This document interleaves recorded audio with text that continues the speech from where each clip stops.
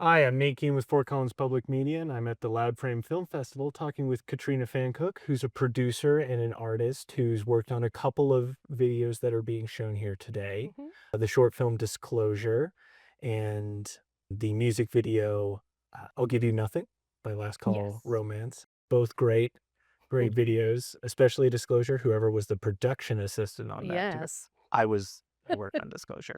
Yes, Um, Disclosure, we both worked on Just Disclosure. yes. So, thank you for being here today. Now, first, I just want to talk a little bit about I'll Give You Nothing because that's such Sure. a distinct music video.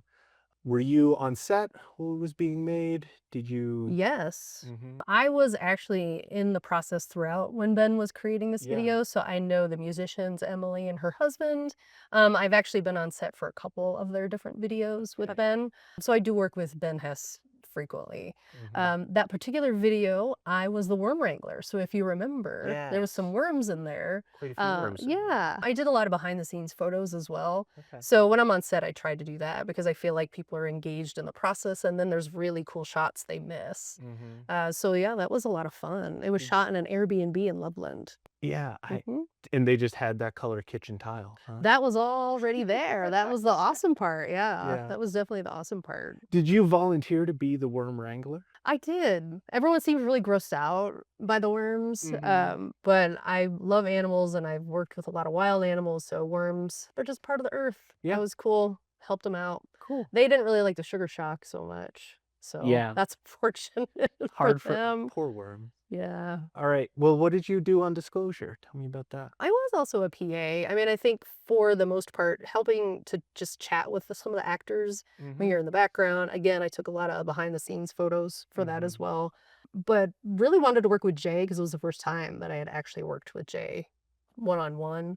Most of the time, I'm working with other filmmakers that I know very well. And I, as a personal goal, want to start reaching out and working with more people that I don't know because that's the only way that you get to learn what other people's creative visions are, and then Mhm. I can learn from my own, space of, hey, as a producer, what can I contribute? Or as a creative consultant, what could I see that could help them? Mhm. So, and sometimes I do casting. I do a lot of different parts of the process depending on what people need. You wear a lot of different hats. I Pretty do. much all the hats. I do. And a lot of organization. Yes. That's a lot of like keeping people on task and sort of making sure that they're aware of like, hey, we need to do this to make production work and settle on time. So Yeah, schedules are something that artists can struggle with at and times, being a so team, I think, is really important because Mhm. even as one, if you're one producer doing all the things, it can be a lot. And if you're on a small team, which a lot of folks here are shooting with very small crews, Yeah. there's a lot of people that take up a lot of different jobs. So it's important for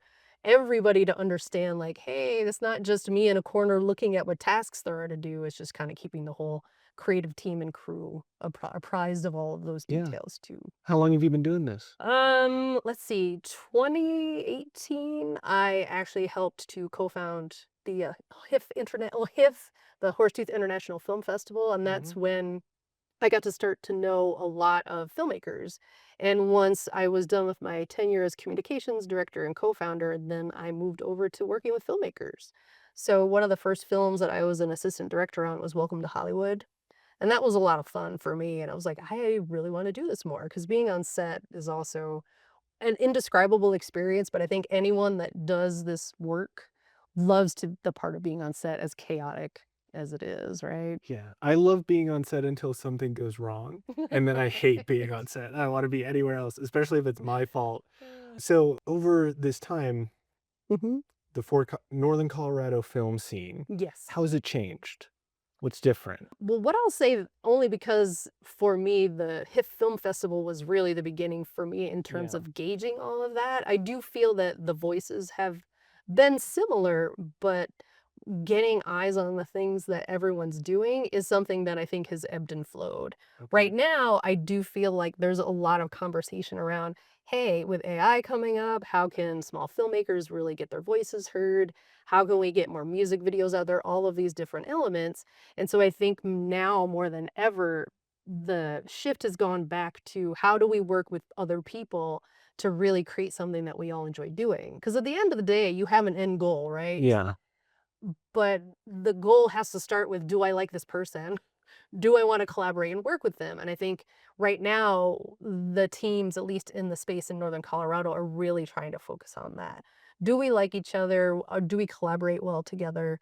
And is there a structure that we can sort of move towards to show, hey, there's something to be looking at or paying attention to here? I don't want to go into too much detail, but I am currently working with someone that is we're trying to put together a nonprofit organization that would help people here locally have a path forward in the film industry as part of like a work program. So it's Yeah. like, hey, you're on set, you get to learn some things, and then we'll have crew that are built in for productions in Colorado, but it's like at very beginning stages. Yeah. So that I think is the other part of how things are changing here. We need a path forward to say like you made something great, or you're talented, how can we get you to paying work and to other things? And that structure doesn't really exist in the current space. It's Yeah. something we're trying to still build.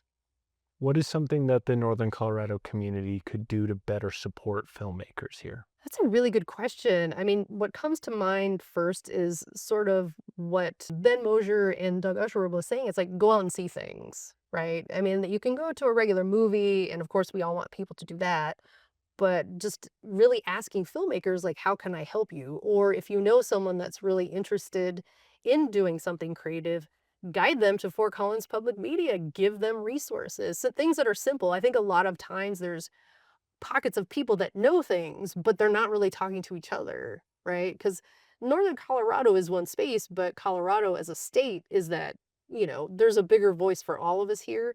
I think if you're talking just Northern Colorado, really just coming out and supporting the people that you know and sharing the resources you have. A lot of folks aren't sure how to share, but I do think that in Northern Colorado, they're very good at that. Obviously, the competition is going to be competition, but I think in this area in particular, people are really willing to share their resources and their time. Great. All right. Mm. Thank you very much for talking with me. This was Sure. great. And if people want to find you at all, where Yes, can they do that? they can go to creativekatrina.com. Great. Well, thank you very Yeah. much, Katrina. Yeah. And thank you to the Loud Frame Film Festival and Fort Collins Public Media.